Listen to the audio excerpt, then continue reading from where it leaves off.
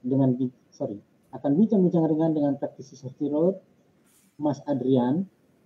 For your info guys, Mas Adrian ini the one and only yang mendapatkan sertifikat internasional untuk instruktur keamanan berkendara di Indonesia. Catat, di Indonesia. Untuk sertifikat itu sendiri biasanya banyak orang lain yang mendapatkannya juga, tapi untuk Indonesia kebetulan Mas Adrian yang mendapatkannya. Oke, selamat datang juga untuk Mbak Nova, Miminku, Putri Suta, Mas Rian SW, Mas Kailani. Oke. Apa kabar Mas Adrian? Alhamdulillah baik. Sehat tentunya, itu yang penting. Iya. Yang penting tetap sehat ya. Biar ada hujan banyak atau banjir tetap aja. Yang penting sehat. Oke. Ada pepatah mengatakan tidak kenal maka tak harus. Maka saya akan bacakan sedikit CV dari Mas Adrian biar sahabat-sahabat Perpus semua tahu dan paham Mas Adrian itu orangnya seperti apa sih dari profilnya. Oke. Baik, saya bacakan aja ya. Nama lengkapnya Adrianto Sugiarto Wiono. Dengan latar belakang pendidikan Master of Science di Gajah Mada University, kemudian Master of Engineering di Institut Teknologi Bandung, sedangkan saat ini sedang mengambil program doktoral in Public Health di Universitas Indonesia.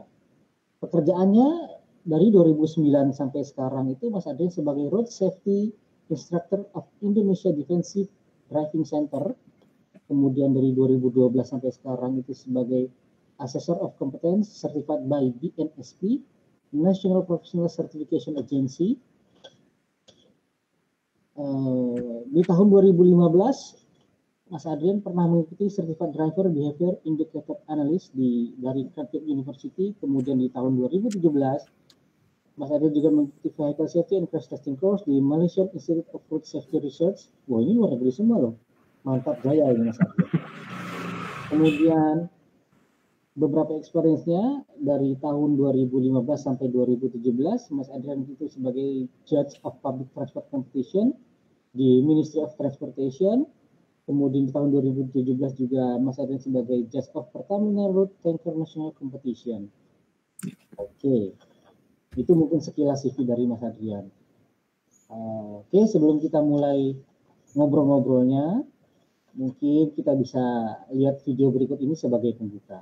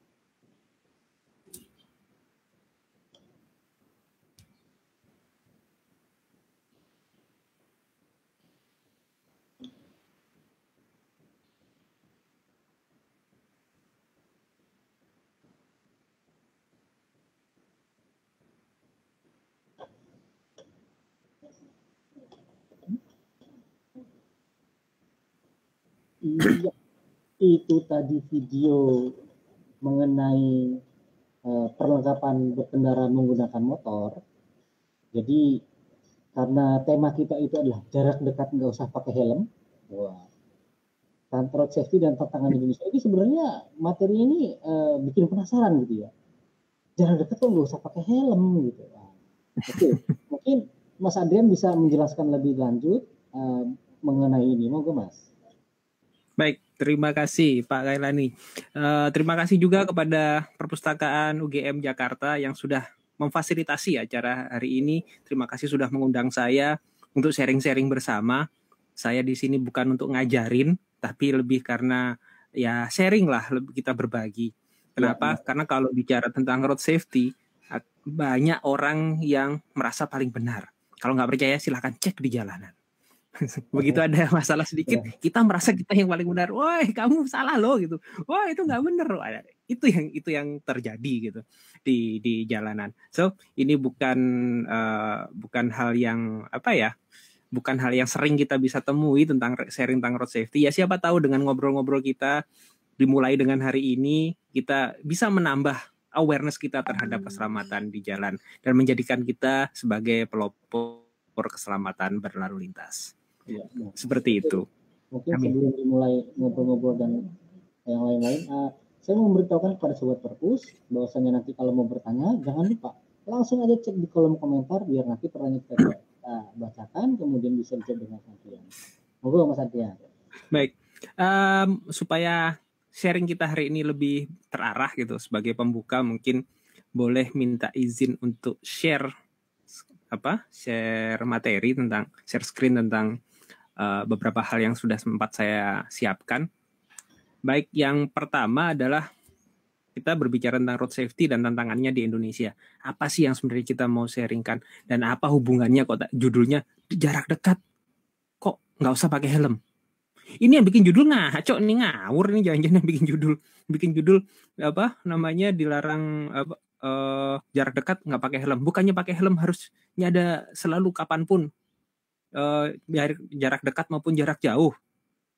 Tentunya banyak yang berpikir seperti itu. Pertanyaannya ketika Bapak Ibu atau para pelopor yang sekarang sedang mengikuti bertanya seperti itu, ini nggak salah judulnya. Seharusnya jarak dekat maupun jarak jauh harusnya pakai helm. Pertanyaannya saya kembalikan, apakah selama ini kita kalau jarak dekat juga pakai helm? Seperti itu. Kenyataannya silahkan dijawab masing-masing. Itu. Begitu Bapak Ibu sekalian. Jadi itulah sebenarnya yang jadi tantangan. Saya tidak spesifik terhadap helm, tidak spesifik terhadap tidak spesifik terhadap sepeda motor, tapi paling tidak inilah yang terdekat dengan kita. So, hari ini kita akan lihat beberapa hal yang mungkin boleh dibilang hal-hal apa saja sih yang ada di sekitar kita dalam kurun waktu 30 sampai 40 sampai 50 menit ke depan. Apa saja yang terjadi? Mungkin tidak hanya di Indonesia, di luar pun juga ada hal-hal yang perlu hal yang nggak jauh berbeda dengan kita. Baik, sebelum kita lanjut, tadi sempat disampaikan oleh Pak Kailani tentang CV saya. Berikut ada sedikit profil tentang diri saya. Kalau misalkan diperlukan, ya memang saya sebenarnya backgroundnya bukan di konteks transportasi.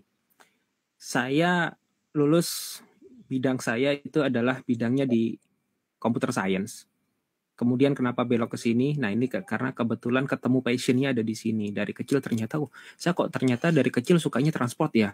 Meskipun sempat suka elektro, sempat suka komputer gitu, tapi ternyata passionnya ketemunya adalah di transport. Transport dalam hal ini spesifik kepada road safety. Maka dari itu sekarang saya sedang mengubah arah kepada road safety, kepada transport. Lebih banyak ke situ daripada saya bermain di area informatika maupun di area akuntansi dulu. Baik, seperti itu. So far mungkin yang satu-satunya, mungkin nggak satu-satunya sih, banyak juga, cuma kebetulan mungkin yang ketemu hari ini adalah saya gitu, Pak Kailani dan pelopor keselamatan yang lain.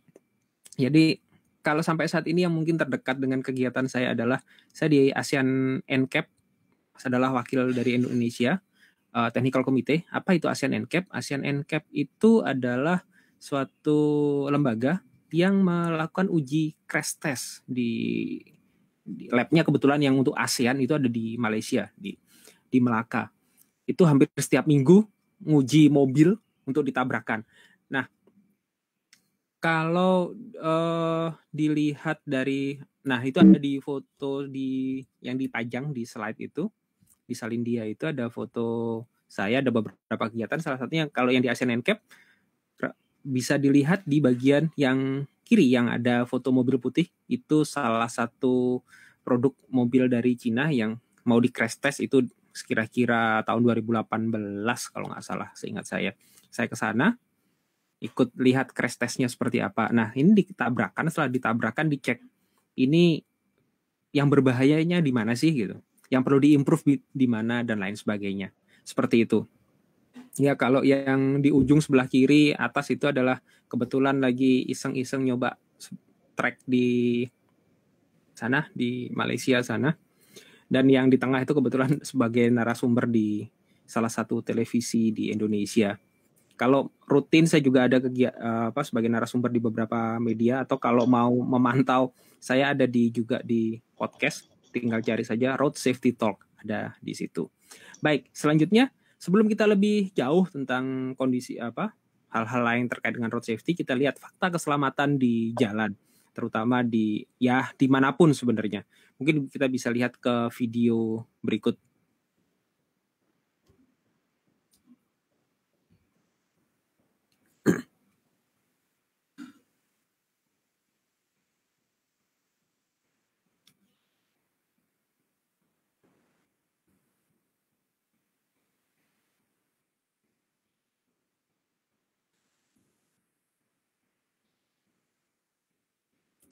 Kita tunggu videonya. Yang menarik di sini ada pertanyaan.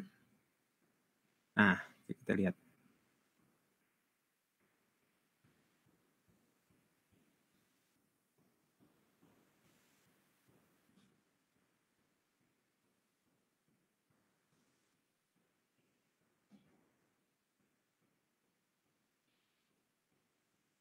Sepertinya cukup terjeda.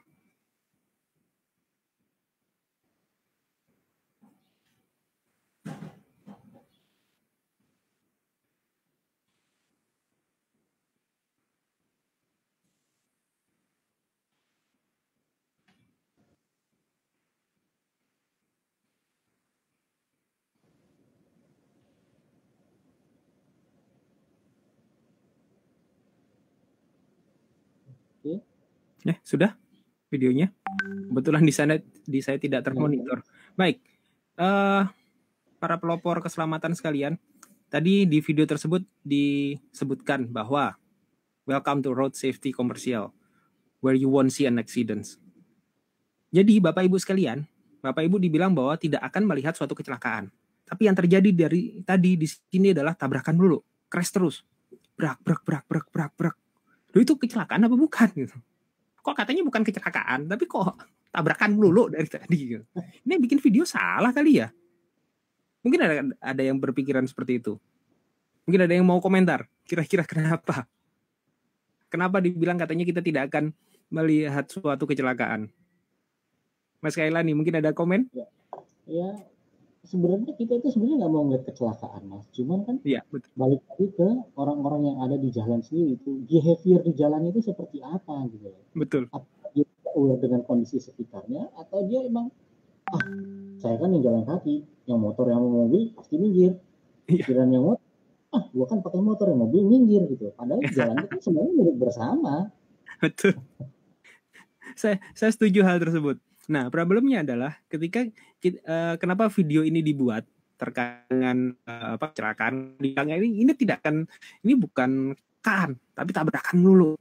Rupanya di balik maksud dari si pembuat video ini adalah mereka mau menyampaikan, si pembuatnya mau menyampaikan bahwa apa yang kita lihat ketika tabrakan seperti tadi itu bukan suatu kecelakaan.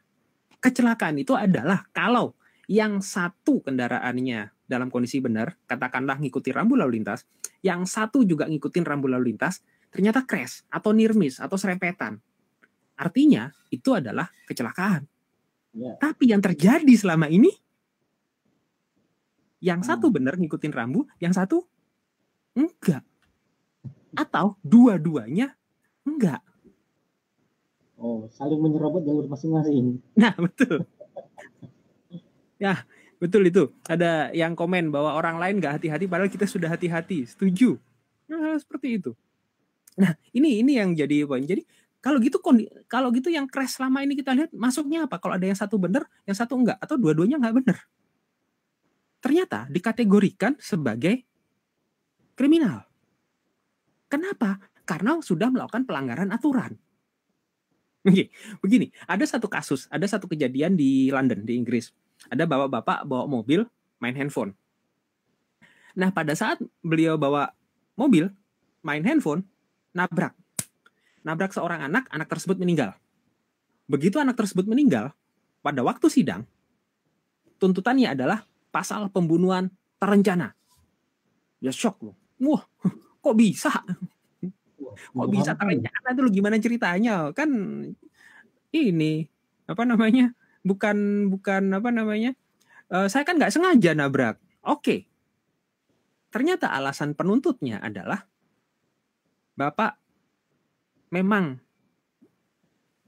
bukan dibilang nggak sengaja. Bapak adalah melakukan disengaja adalah karena dianggap Bapak nyetir sudah tahu bahwa nelpon sambil mengemudi itu berbahaya, tapi tetap Bapak lakukan. Itu artinya Bapak merencanakan suatu pembunuhan katanya. Itu yang memberatkan. Bayangkan kalau itu terjadinya di Indonesia. Berapa tahun hukumannya? 15 tahun loh minimal pembunuhan terencana itu pasalnya. Kejadian di usia 17, tambah 15 tahun, udah 30 sekian, sudah 33. Seperti itu. 33 gimana? 17 tambah 15. Ya, 33 benar, 33 tahun. Hilang waktu segitu banyak. Itu yang terjadi.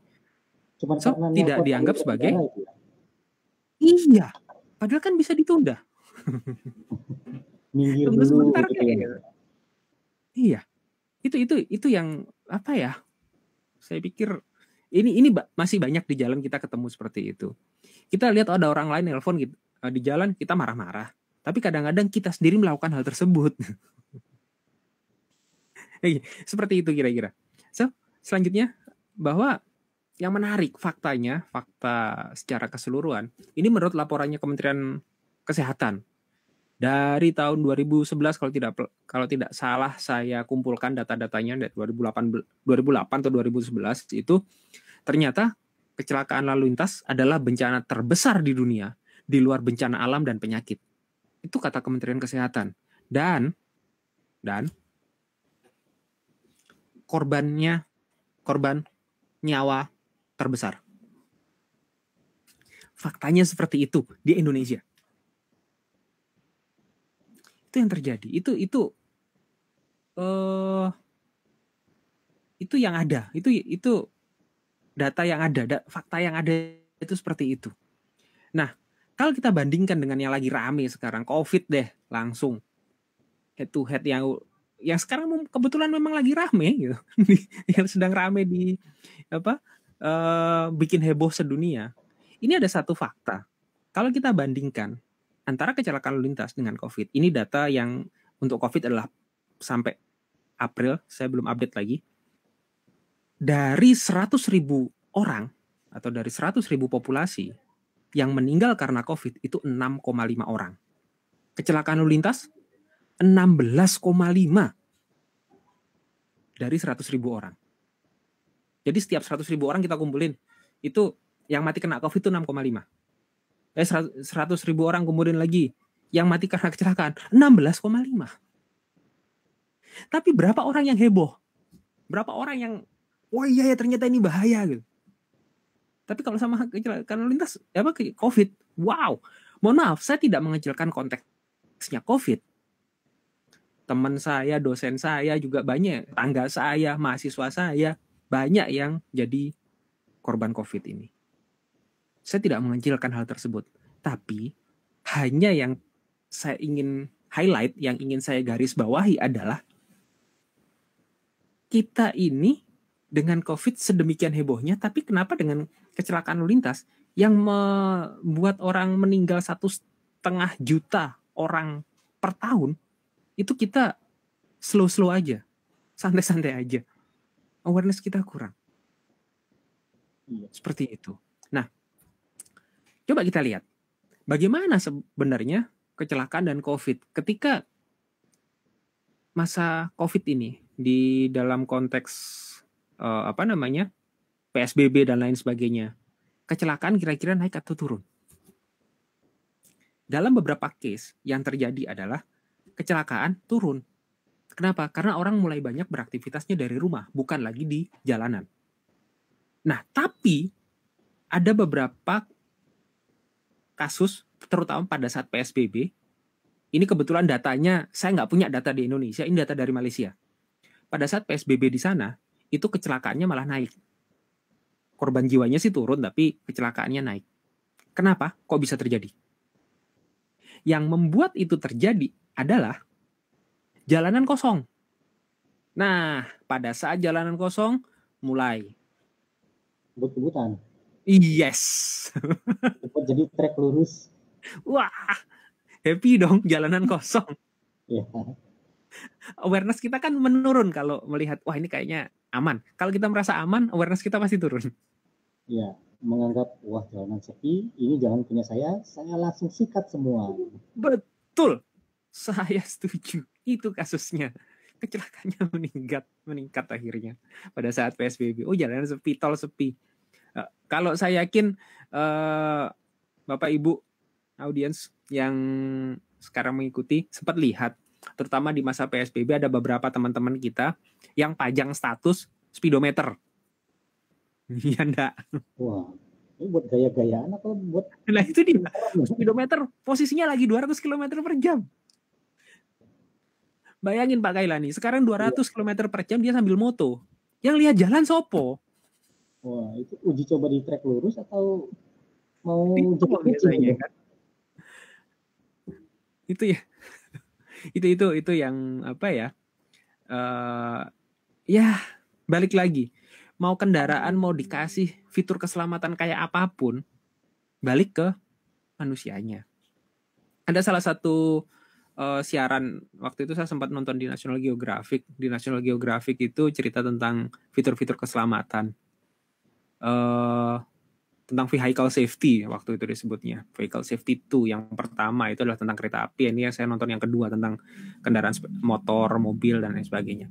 Apa yang muncul di situ, yang diceritakan di situ adalah endingnya semakin suatu kendaraan dinyatakan aman, awareness orang makin menurun. Itu katanya. Ya. Jadi kan menganggap sudah aman, jadi ini ya apa? Iya. Tidak ada awareness dalam berkendara sendiri karena nggak aman berarti akan terlindungi dengan sendirinya begitu. Betul. Jadi menyerahkan dirinya kepada fitur kendaraan. Contoh paling sederhana yang mungkin kita sering dengar. Kendaraan saya sudah ada ABS-nya, mobil saya ada ABS-nya. Saya ngikutin kendaraan sama depannya lebih mepet lagi boleh dong? Tuh. Kedua, ada yang mobil saya sudah ada airbag. Gak perlu lagi saya pakai safety belt dong. Seperti itu. Sama aja dengan apa namanya ya tadi jarak dekat nggak usah pakai helm deh. Oke, seperti itu. Nah, jadi kita bisa simpulkan sebenarnya bukan kendaraannya, tapi lebih besar adalah manusianya. Data ini didukung oleh KNKT, kepolisian. Di atas 50% itu kasusnya penyebabnya adalah manusia. 60-80% itu adalah manusia. Sisanya adalah lingkungan, kendaraan, dan lain sebagainya. Oke, mungkin kita bisa lihat ke video yang kedua. Video ini sudah sempat viral, Bapak Ibu sekalian.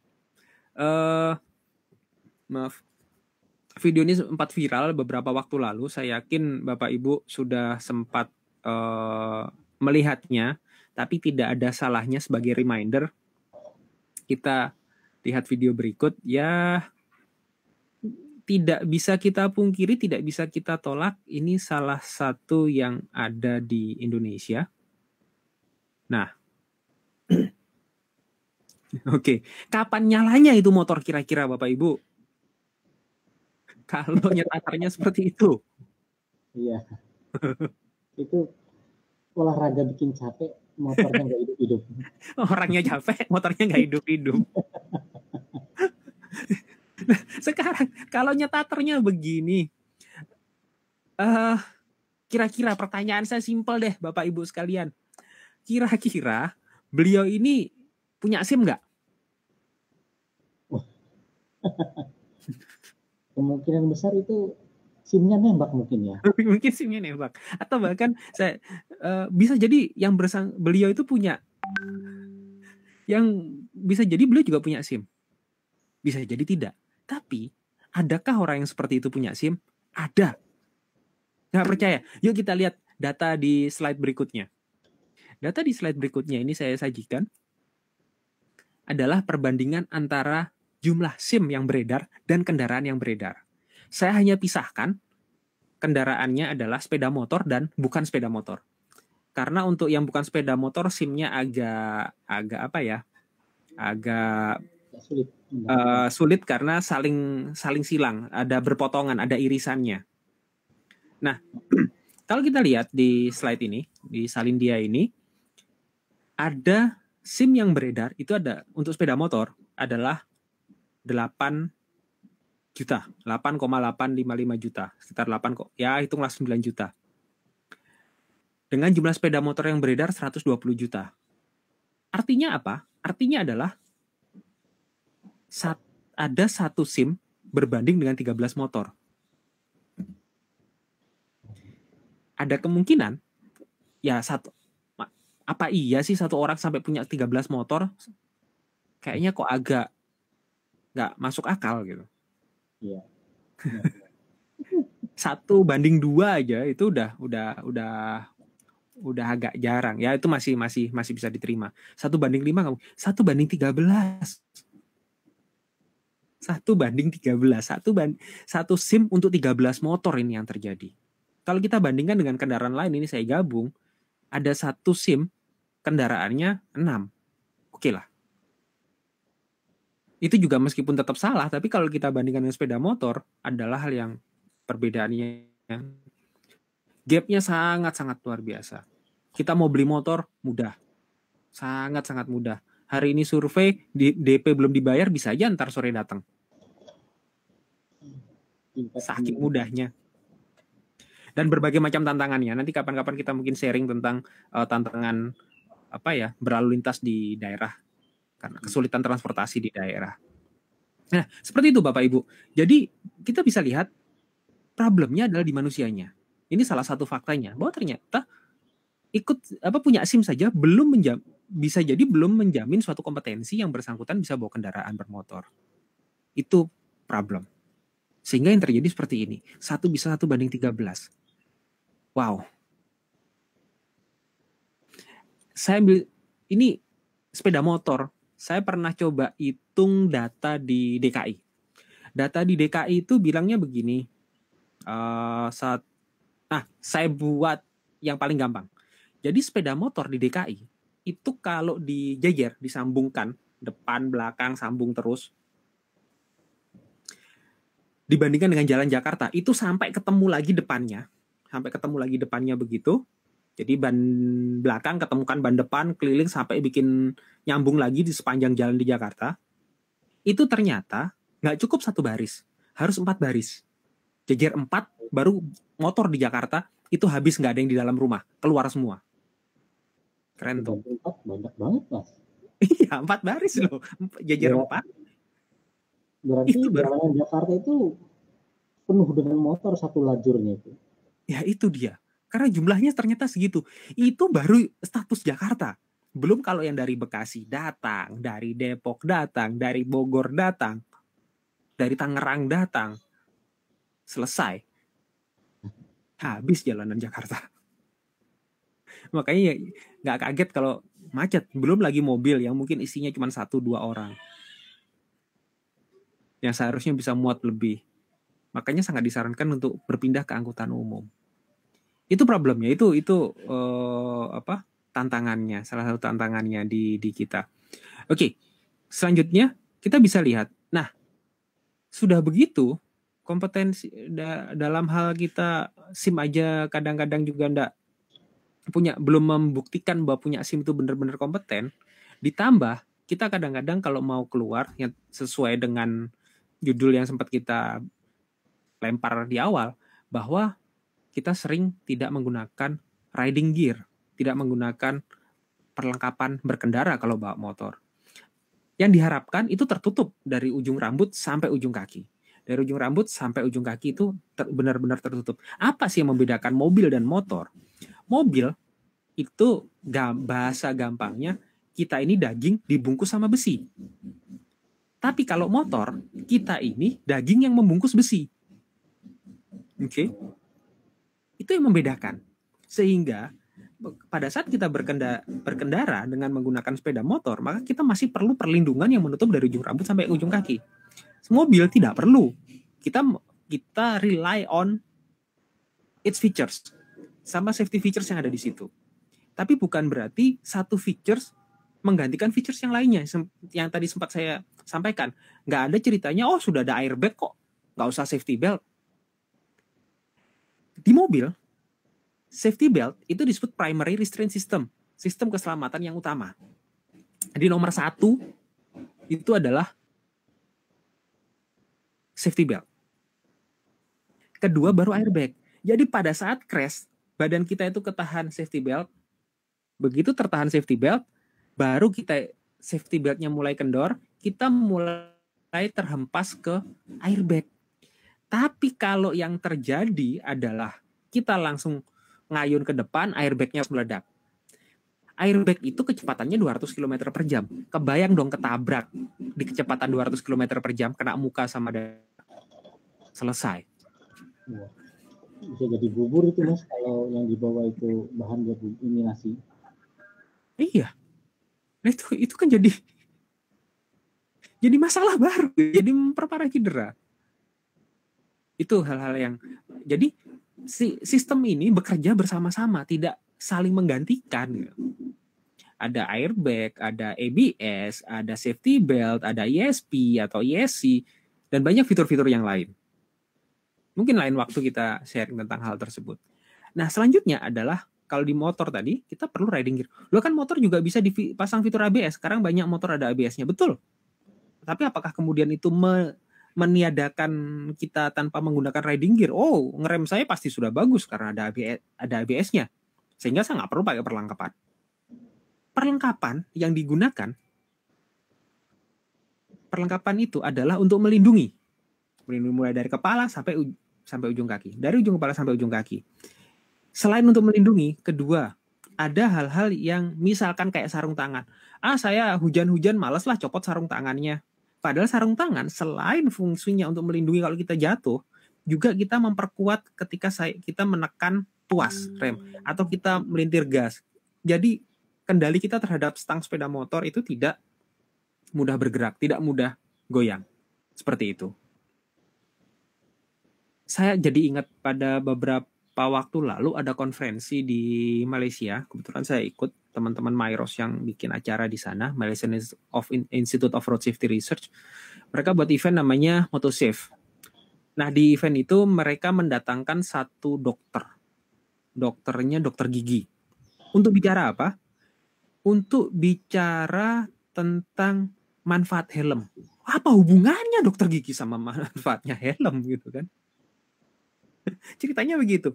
Nah, pada waktu itu beliau dokter gigi ini dari salah satu kampus sebagai narsumnya cerita, saya memang dokter gigi dan kebetulan saya spesialis rombak wajah katanya. Rombak wajah, iya. Rombak wajah artinya beresin wajah-wajah yang terlibat kecelakaan gitu. Jadi jatuh nggak pakai helm, rahangnya tergeser dan lain sebagainya. Yang operasi itu beliau. Dikasih tunjuk foto yang masih ganteng sebelum operasi, foto luka-lukanya, dan foto setelah operasi. Dia sering menekankan satu hal, siapapun dari kita punya bekas luka sedikit aja di wajah, pasti nggak suka. Ada garis tersayat pisau dikit aja, pasti kita nggak suka. Tapi kenapa ketika kita menggunakan kendaraan bermotor, sepeda motor tentunya, nggak pakai helm? Kita nggak melindungi wajah kita. Seperti itu. Itu kira-kira apa ya yang beliau sampaikan. Jadi emphasis beliau itu ada di situ. Oke, itu safety features dan riding gear. Safety features ada hal lain. Nah ini loh yang tadi saya bilang. Kalau kita lihat di slide berikutnya, di situ ada dampaknya kalau misalkan kita tidak menggunakan safety belt. Dampaknya terbentur seperti itu. Kepala terbentur ke kaca, dada terbentur ke setir, dan lain sebagainya. Dan disarankan saat ini adalah untuk anak-anak menggunakan car seat seperti yang gambar di samping itu. Untuk apa? Untuk memposisikan si anak itu pas duduknya, jadi terikat dengan benar. Karena kalau mengikuti safety belt yang ada, yang sudah terpasang di kendaraan, itu tidak akan bisa mengikat anak dengan baik. Karena desainnya adalah didesain untuk orang dewasa. Itu. Nah, kemudian di beberapa teknologi, salah satunya muncul adalah ISOFIX. Kalau dulu car seat seperti ini diikat pakai safety belt. Kalau yang sekarang yang terbaru ada kakinya, tinggal dicolok ke tulisan ISOFIX itu, celek, udah terkunci. Seperti itu. Next, di berikutnya itu, ini yang menarik adalah tentang gambar helm. Gambar helm ini adalah, kalau Bapak Ibu lihat, gambar helmnya ini adalah gambar helm yang baret-baret. Pertanyaan saya sih simpel. Kira-kira dari Bapak Ibu sekalian, adakah kepalanya yang sanggup menggantikan baret tersebut? Nggak bakal ada, Mas. Adakah yang sanggup menggantikan baret kepala, baret yang terjadi di helm? Nah, Bapak Ibu, ketika ini terjadi, alhamdulillah masih pakai helm. Ada kemungkinan besar kita selamat. Helm safety belt itu melindungi kita sekitar 52% sampai 54%. Tapi bagaimanapun itu jauh lebih baik daripada kita tidak menggunakan keduanya. Seperti itu kira-kira yang bisa saya sampaikan. Jadi secara umum bahwa inilah kondisi-kondisi kita di sini. Secara wabil khusus di Indonesia lah. Bahwa dalam konteks road safety, awareness kita masih rendah. Menggunakan sabuk, menggunakan safety belt, kemudian merasa paling benar ketika di jalan, itu yang terjadi. Ya akhirnya bagaimana kemudian kita mau memperbaiki ini semua? Kita terus terang ya agak sedih juga. Pada beberapa hal kita kalah dengan tetangga sebelah terkait dengan road safety. Tetangga sebelah sudah sampai kemana-mana, sudah konteksnya maju, tapi kita tidak bergerak lebih baik. Bergeraknya sangat lambat. Itu yang saya rasakan. Entah kenapa, mungkin aja banyak-banyak faktor yang saya pun tidak tahu, tapi paling tidak kita tidak bisa mengharapkan orang lain berubah. Setidak-tidaknya kita mulai dengan mengubah diri kita sendiri.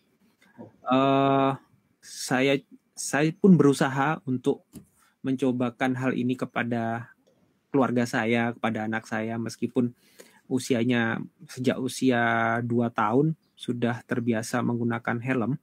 Kalau pakai motor, ayo diajak naik motor gitu sama ibunya sama saya langsung gitu dibonceng, pasti nyari helm. Kalau naik mobil sudah langsung minta sabuk dari 2,5 tahun. Itu yang terjadi. Kenapa ini bisa terjadi? Saya selalu memberikan contoh. Saya coba memberikan contoh. Saya yakin ini bukan hal yang buruk. Ayo nak, ayo pakai. Karena anak kecil itu lebih sering lebih aware, lebih suka untuk melihat yang di sekitarnya dan berusaha untuk meniru. Kira-kira seperti itu. Baik, Bapak Ibu sekalian, Pak Kailani, saya kembalikan ke Pak Kailani untuk sesi selanjutnya. Terima kasih. Iya, begitu Sobat Perpus, paparan dari Mas Adrian. Keren banget menurut saya, banyak hal yang diberikan dan itu sangat bermakna buat kita semua. Oke, kita ajak aja ke sesinya untuk tanya jawab. Tadi ada pertanyaan dari Bapak Hendra Bus. Iya. Yaitu anak SD dan SMP aja sudah membawa motor di jalan. Apakah hal yang sama terjadi di Malaysia? Mungkin maksudnya di Indonesia gitu. SD SMP aja udah bawa motor di jalan, nggak pakai helm. Iya. Membuat jajan ciki udah pakai motor. Nah, kemudian di Malaysia apakah terjadi hal yang sama gitu Mas di sana? Iya. Sejauh yang saya tahu ya, di sana pun terutama di daerah rural area itu banyak masih ada yang seperti itu. Salah satu tantangan di sana waktu kemarin itu saya ngobrol di sana, ketemu dengan teman-teman di sana, itu juga salah satu tantangan bahwa jarak dekat nggak pakai helm. Itu sama sih. Perilakunya tidak beda jauh.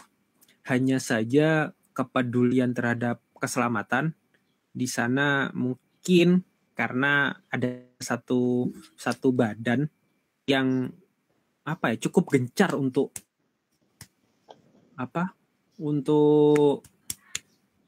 nge-push untuk promote tentang road safety. Seperti sama itu. Kayak di sini promote untuk awareness tentang COVID, pakai masker, jaga jarak gitu. Ya seperti itu. Cuma promotnya segencar promo COVID sih sebenarnya. Iya. Di media apapun itu sering muncul. Sedangkan di kita, ya mohon maaf, promote tentang road safety, saya kok masih agak harus ngelus dada sih. Kok ya gimana ya? Itu ya memang itulah yang terjadi gitu. Ya. Dan di sana juga ada satu tantangan bahwa mereka mengizinkan sepeda motor masuk ke tol. Di sana agak ngiri sama Indonesia. Di Indonesia motor nggak boleh masuk tol, sedangkan kita ngiri sama mereka. Kenapa kita nggak boleh masuk tol kan gitu? Masing-masing punya alasannya. Kenapa di sana ngiri kepada kita? Karena mereka merasa bahwa dengan cara yang dilakukan Indonesia kita bisa meredam lebih banyak potensi risiko untuk terlibat kecelakaan di jalan tol yang diakibatkan oleh sepeda motor. Di Indonesia karena merasa mungkin kita ya teman-teman pengguna motor mungkin merasa kan lebih cepat pakai tol, sehingga kenapa sih nggak boleh, yang di Malaysia aja boleh, seperti itu. Ya itu debatable lah, artinya masing-masing punya argumennya, masing-masing punya pendapatnya kenapa hal tersebut harus dilakukan, kenapa kebijakan tersebut harus dilakukan, dan kenapa tidak. Seperti itu kira-kira Pak Kailani. Iya. Baik, untuk pertanyaan selanjutnya ini dari Miminku. Ini dia menanyakan bagaimana cara membedakan helm SNI asli dan palsu. Kemudian ada juga pertanyaan lagi yang berkaitan dengan helm dari Nova Sarva, itu helm yang bagus untuk anak-anak itu seperti apa begitu? Mungkin ini berkaitan. Mungkin Mas Adrian bisa menjawab. Baik, begini, membedakan SNI palsu atau tidak. Kalau dulu sempat teknik pemalsuannya kan karena SNI hanya di label pakai stiker. Ya. Nah, karena ini di label pakai stiker, banyak orang ngeprint stiker sendiri, tempel sendiri. Kemudian diperintahkan untuk emboss. Emboss pun juga mudah untuk dibuat. Kemudian bagaimana? Kita bisa lihat daftarnya. Daftar perusahaan-perusahaan yang sudah melakukan uji SNI. Kalau tidak salah, mungkin bisa di googling, saya lupa linknya. Itu ada daftarnya, begitu muncul nama-namanya. Nah, dari itu salah satu yang bisa digunakan sebagai referensi untuk memilih helm yang ber-SNI benar. Tapi, setidak-tidaknya, kalau kita menggunakan merek yang sudah cukup dikenal, harusnya SNI-nya tidak perlu diragukan lagi. Tanpa saya harus sebut merek-mereknya pun, saya yakin Bapak Ibu sekalian paham lah, oh helm ini sudah cukup senior, masa sih mau malsu gitu. Nah, SNI ini juga tujuannya adalah untuk untuk melindungi, salah satunya adalah untuk melindungi produksi dalam negeri. Jadi ada sih perusahaan lokal kita yang juga membuat helm. Nanti kalau kita ini, ya mohon maaf, kepercayaan kita terhadap produk lokal itu suka agak kurang ya. Kalau nggak mau dibilang enggak sama sekali gitu. Agak kurang terhadap brand lokal gitu. Kepercayaan terhadap brand lokal. Sehingga ini juga perlu dilindungi, untuk itulah salah satunya diterapkan SNI. Sehingga helm bagus pun dari luar, kalau belum ada stempel SNI-nya, nggak boleh beredar di Indonesia. Begitupun berapa kali saya bawa helm ke Malaysia, ya beberapa kali sih nggak ada masalah. Karena memang tujuannya saya pakai di sana, karena saya perlu masuk sirkuit dan lain sebagainya, balik lagi, is okay gitu. Tapi ada beberapa kasus menurut teman-teman suka tidak diizinkan masuk karena tidak ada label. Nah, itu sama saja. Kalau di Indonesia ada SNI, di sana ada MS. Dua-duanya adalah untuk melindungi produk lokal. Seperti itu. Nah, helm yang bagus untuk anak yang seperti apa? Tidak hanya untuk anak sebetulnya. Bagaimana kita sebenarnya memilih helm? Memilih helm itu adalah ketika kita beli, kita pasang. Plug, usahakan ngepres. Ngepres. Dan kalau kita goyang-goyangkan kepala, itu tidak longgar. Jadi masih benar-benar memegang kepala. Kenapa ini kita perlukan? Karena seiring berjalannya waktu, spons atau gabus yang nempel di pipi yang melindungi kita itu akan kempes. Sehingga kalau kita dari awal belinya adalah sudah helm yang helmnya itu sudah longgar, kebayang setahun, 2 tahun yang akan datang atau beberapa waktu yang akan datang, Bapak Ibu kebayang nggak kejadiannya begini? Bapak Ibu jalan bawa motor nih, sampai di lampu merah. Begitu sampai di lampu merah, pakai helm yang tadi nih, helmnya sudah setahun yang udah kempes itunya. Samping Bapak Ibu ada temen, berhenti juga di lampu merah. Begitu dia nengok, woi bro, gitu kan, negur kita. Kita kan kaget, ditepuk dari samping, nengok ke samping. Siapa ini gitu maksudnya. Set, begitu nengok, loh kok gelap? Ya gimana nggak gelap? Helmnya lurus, orangnya ke samping gitu kan. Terlalu longgar helmnya. Terlalu longgar. Iya. Ya itu yang terjadi. Jadi buat siapapun, mau buat anak kecil ataupun sampai orang dewasa, teknik memilih helmnya secara sederhana seperti itu. Selain melihat tadi label SNI atau apapun. Kira-kira seperti itu. Iya. Baik. Ya, terima kasih kepada Mas Adrian untuk bincang-bincang kita siang ini. Karena waktu juga yang akan memisahkan kita. Iya. Mohon maaf untuk pertanyaan yang belum bisa dijawab. Baik.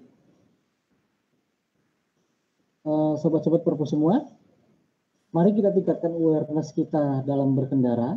Karena seperti tadi yang Mas Adrian bilang, jangan hanya karena terlalu banyak fitur keselamatan jadi kita tidak semakin aware. Justru dengan lebih banyaknya fitur keselamatan kita harus semakin aware. Ya, betul.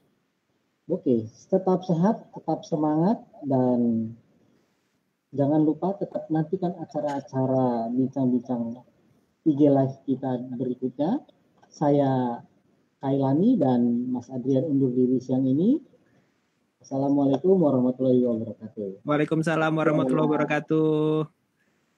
Boleh saya pesan satu? Oke. Buat yang lain, buat para audiens, Bapak Ibu sekalian, saya cuma mau pesan satu hal sebagai closing statement, yaitu dekatnya jarak tidak akan membuat aspal menjadi lebih lunak. Terima kasih. Oke, terima kasih untuk Mas Adrian.